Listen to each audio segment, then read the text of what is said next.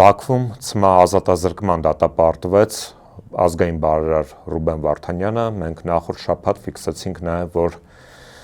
Արցախի ռազմաքաղաքական էլիտան ՑՄԱ ազատազրկման դատապարտվեց ըստ էության, եւ մենք ֆիքսում ենք, որ ադրբեջանական վարչախումբը բնավ մտադրություն չունի Հայաստանի հետ որևէ խաղաղություն հաստատել ի հեճուկս իրենց պնդումների եւ ի հեճուկս Հայաստանի իշխանությունների պնդումների։ Այս եւ այլ հարցերի շուրջ այսօր ես զրուցել եմ ազատամարտիկ Դավիթ Մկրտչյանի հետ։ Բարև պարոն Մկրտչյան։ Բարև ձեզ։ Շնորհակալ եմ հրավեր ընդունելու համար։ Ես էլ ձեզնից եմ շնորհակալ հրավիրելու համար։ Տեսեք, ես նշեցի, որ Բաքվում ՑՄԱ ազատազրկման դատապարտվեցին Արցախի ռազմաքաղաքական էլիտայի ներկայացուցիչները, եւ մենք տեսնում ենք, որ Հայաստանի իշխանությունները որևէ քայլ ըստ էության չարեցին վերջիններիս ազատարձակման համատեքստում, հա։ Ինչ կասեք այս մասով։ Որովհետև իրանց ձեռ չի տալիս, որ այդ մարդիկ կան, իրանք էլ են ուզում, որ այդ մարդիկ այնտեղ մնան, որովհետև իրանց հենց քաղաքական առումով մտածում են կգանցտե գլխացավանք կլինեն իրանց համար, իրանց նման մարդկանց այսօր ստեղ իրանք են դատում, ու դա վերջ-վերջու իրանց վրա պրոբլեմա, չէ, որ դատում են, այսօր որ այսքան քաղաք բանտարկյալ մենք ունենք, այս իշխանությունների համար պրոբլեմա, նես չի, որ դա պրոբլեմ չի, հələ որ մարդը մահանում էլ ավելի մեծ պրոբլեմա դառնում, այնա կասի այնտեղ թող այնտեղ մեզնից հեռու էլ, պիտի գանցտե մենք դատենք մեր համար պրոբլեմ լինի, նա թող այնտեղ լինի։ Հակառակ դեպքում, պարոն Ֆիդանյան, խաղաղության եթե գնում են, այնտեղ այդ իրա աներեսությամբ Նիկոլ Փաշինյանը աներես պադոշակ, բոլորս գիտենք։ Այդ պադոշությունը մի հատ Տրամպի մոտ որ խոտար, ասեր, պարոն Տրամպ ջան, մեծ աղբեր ջան, ձյաձա ջան, չգիտեմ, քերի ջան, ոնց այն կդիմում։ Ախր մենք այնտեղ գերիներ ունենք։ Էլ ինչ խաղաղություն, որ եթե մենք այնտեղ գերի ունենք։ Կամ ՀԱԿ Մինսկի խումբ եք ցրում։ Չէր կարա ասեր, ցրում ենք կոնֆլիկտը վերջանա, բայց գերի պիտի գոնե չլինի։ Կարա ինչ, վերջում ՀԱԿ Մինսկի խումբը ցրում են։ ՀԱԿ Մինսկի խումբը ապացուցներ նրան, որ էսի կոնֆլիկտ է, էսի տերորիստական ակտ չի, չգիտեմ չէ, սա կոնֆլիկտ է, որը որ քննում էր ՀԱԿ Մինսկի խումբը։ ՀԱԿ Մինսկի խումբը համարում է մեր նախագահներին հանցագործներ։ Արցախի ռազմաքաղաքական ղեկավարությանը համարել է երբևէ հանցագործ չէ։ Բա թող ասեր Նիկոլ ասեր ՀԱԿ Մինսկի խումբ ցրում ենք ձեզ, հարց չկա, մենք գնում ենք խաղաղության, բայց ընդ գերի պիտի չլինի, այդ հարցը բերեք մի հատ լուծեք։ Այսինքն ինքը չի արել։ Արցախը գնաց հանձնեց, պարոն Ֆիդանյան, Արցախը ցելի պետությունը հանձնեց, որ ասենք մի պուճուր, այն երբ որ ինքը 18 թվին եկել էր իշխանության, մի փոքր զիջում էլ աներ, մի փոքր ավել զիջում աներ, Ալիևի համար էդի կլեր ասենք մի հատ երազանք։ Մի պուճուր ընդհանրապես զիջում աներ։ Բայց ինքը ամբողջ Արցախը տվիր ամենավերջում Պրագայում։ Չէի կարա փաթեթային ձևով տայր։ Համար առաջին կետ պետք է գերիներ չլինեն, համաներում լինի բոլորին, համար երկու կողմերին, ասենք խաղաղության, համար երկու կետ է, երրորդ կետ է, չորրորդ կետ է, հինգերորդ կետ, այսքան հենց ապահովում Ադրբեջանը, հարց չկա։ 10-րդ կետն էլ ես ստորագրում եմ իր կազմում, որ Արցախը Ադրբեջանի մաս է։ Կարար չէ տենց աներ, չարեց։ Հասկանում եք, ու այսքանից հետո խոսում են խաղաղության մասին, նա խաղաղություն կլինի, Ալիևի ուզած խաղաղություն, ուզում է խաղաղությունով ասում, չէ, հիմա Արցախում խաղաղ է, էսի միշտ Շարմազանովը սա էսի ասում, ամեն անգամ այս խաղաղությունն են ասում սրանք, Շարմազանովի խոսքերը գալիս է գլուխս, Արցախում խաղաղ է հիմա, այդ նույն խաղաղությունն է, մնացել բայց։ Ինչա, այ ապրեք, հայ չի մնացել, այդ նույն խաղաղությունն էլ Ալիևը ստեղ է ուզում, Հայաստանում է ուզում լինի, ու սենց որ գնաց, Նիկոլ Փաշինյանը այդ խաղաղությունն էլ կպարգևի իրանց, մի հատ էլ երևի Նոբելյան մրցանակ կստանա հատուկ դրա համար, մրցանակ է ընտրվել, չէ՞ այս վերջում։ Մարդիկ ասում են, դե մրցանակ է ընտրվել։ Ասում եմ, բայց ինչի դիմաց ընտրվել մրցանակ։ Այսօր Անժելա Թովմասյանի մոտ եմ ասի Հայլիակում, ասում եմ, Ղարբաչովին էլ Նոբելյան մրցանակ տվին, ինչի մր Սովետը քանդեց։ Հիմա ռուսների համար նույնա հերոս չի։ Ռուսների համար Ստալինն ավելի արժեքավոր առաջնորդ է Ղարբաչովը։ Ստալինը, չէ՞։ Ղարբաչովը քանդեց, մեր համար լավ է որ քանդվեց Սովետը, անկախացանք, բայց ռուսների համար դա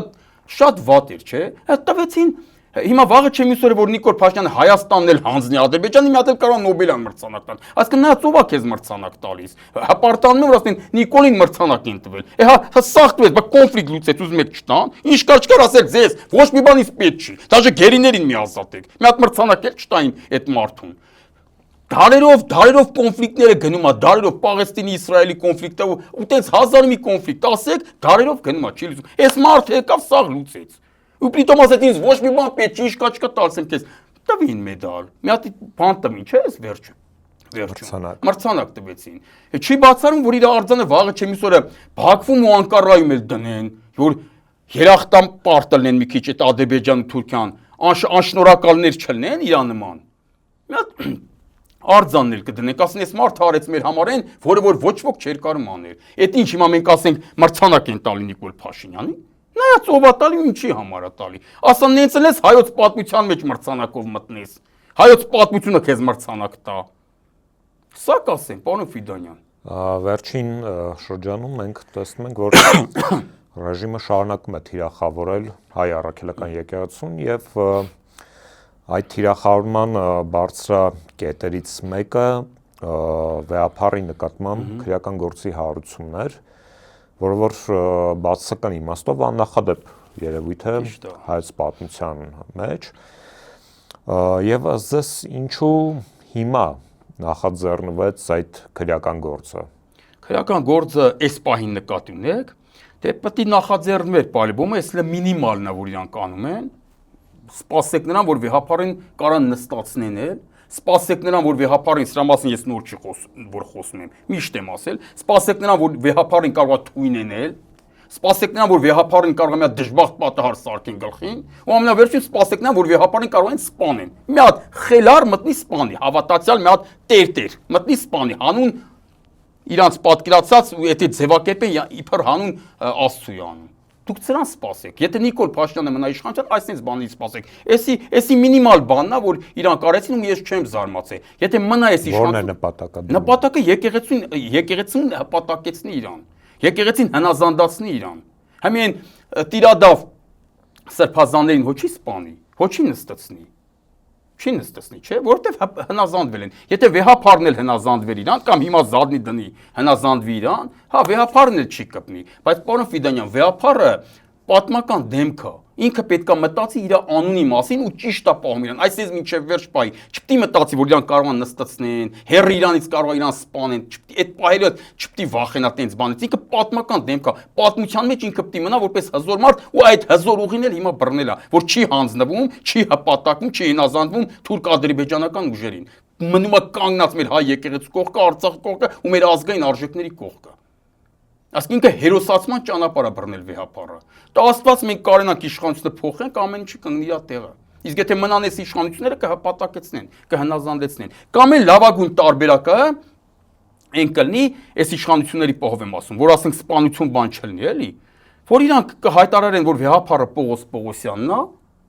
մենք կասենք, չէ, վեհապարը Գարեգինն է, մենք կճղենք։ Իրանք կասեն, չէ, վեհապարը Պողոս Պողոսյանն է։ Վերջ, էսի կլինի լավագույն տարբերակը, որ գոնե մահ չի լինի։ Մահ չի լինի դժբախտ պատահարի կամ սպանության տեսքով։ Շատ լավ, այնուամենայնիվ, երբ որ խոսում ենք այդ թիրախավորումների մասին, եկեղեցու հարց է առաջանում, թե ինչ խնդիր է փորձում լուծել Նիկոլ Փաշինյանը։ Դուք նշեցիք, որ նպատակադրումը հպատակեցնել է, հնազանդեցնի, չխանգարի իրանց խաղաղությանը։ Ինչի հնազանդեցնել։ Հնազանդեցնել թուրք-ադրբեջանական շահերին։ Այսօր Ինչու։ Որտեվ այս մեր այսօրվա իշխանությունների բռնած ծրագիրը է դա, բռնած ուղին է դա։ Իրանք բռնել են այն ուղին, որ դառնա թուրք-ադրբեջանական վասալ, ստրուկ։ Էդ է իրանց ուղին։ Ու տես խաղաղություն բերեն։ Իրանք այդ գիծն են բռնել, հիմա ով իրանց խանգարի կնստեցնեն էլ, կսպանեն էլ, հենա ցույց է տալի։ Կյանքը ցույց է տալի, որ տենց է։ Ով իրախի են այսօր Նարեկն ու Վազգենը ինչի համար են նստած։ Նարեկ Սամսոնյանը, Վազգեն Սաղաթելյանը, Դավիթ Համբարձումյանը ինչի համար են նստած։ Նստած են մի բանի համար, որ իրանց դեմ են ու իրանցից վտանգ են ներկայացնում։ Լուրջ ուժ են իրանք։ Այդ դրա համար ասենք պրոստը տակ խոսալու համար, տենց էլ են շատ դեպքերում բռնում։ Ասենք կարող բառը ներվին ազդի, այդ բառի համար բռնի պատժի մի հատ։ Տենց բաներ են անում, բայց կոնկրետ տղեկի դեպքը այնա, որ իրանց մեջ վտանգ են տենում։ Իրանց խոսքը լուրջ ուժ ունի այսօր։ Դա համար են բռնել։ Ասենք իրանց ճանապարհին ով կանգնեց, իրանք ամեն ինչ անելու են։ Ու միշտ էլ իշխանությունները տենց են։ Բոլոր ժամանակվա իշխանություններն էլ տենց են։ Նենց չի որ նախկինում տենց չի եղել, բայց ես կողմ եմ եղել նախկիներին, ու նախկիները ճիշտ գիծ են բռնել։ Այո, հաղթանակած իշխանությունների դեմ դուս եկողին Թո Վանոյի նման գյուլեմ, ոնց որ Վանոն էր գյուլում։ Նավալնին, հիմի Նավալուց են, չէ՞ խոսում։ Օղորմի Իրան։ Երիտասարդ տղա էր, ես ոչ մի մահվան համար պարոն Ֆիդանյան չեմ ուրախանում։ Մարդա ջայել տղա էր։ Թող չմահանար, օղորմի Իրան։ Բայց ինչ եք մտածում։ Ուրեմն պատերազմի դաշտում միլիոնից ավել զոհ ունի Ռուսաստանը։ Գերտերությունն է, ռազմական գերտերությունն է, ատոմային համար մեկ գերտերությունն է աշխարհում։ Միլիոնից ավել արդեն զոհ կա ամեն կողմից։ Ռուս-ուկրաինական, ռուս-նատոյական պատերազմում։ Ու զոհվողները երկու կողմից է ռուս են, ուկրաինացիներն են ռուս։ Այդքան զոհատվ է, ու ինչ եք մտածում, որ ինչ-որ մեկը ներսից փորձում է քանդի, պետությունը գլուխը չեն ուտի։ Հիմա ասեն սպանել են։ Միլիոնից 2 միլիոն մարդ դուք եք սպանել, արա Ուկրաինայում, զինելով ուկրաինացիներին։ Եվրոպացիները ասում են սպանել են, չէ՞։ Բա ինչ կանեն չեն սպանի։ Բա պետության դեմ ես, հենց ուզում ես թուլացնես, ուզում ես քանդես պետությունը։ Կսպանեն։ Ուզում եմ ասեմ, տեսեք Ռուսաստանի պարագայում, ել եմ ասում, օղորմի նավալում ես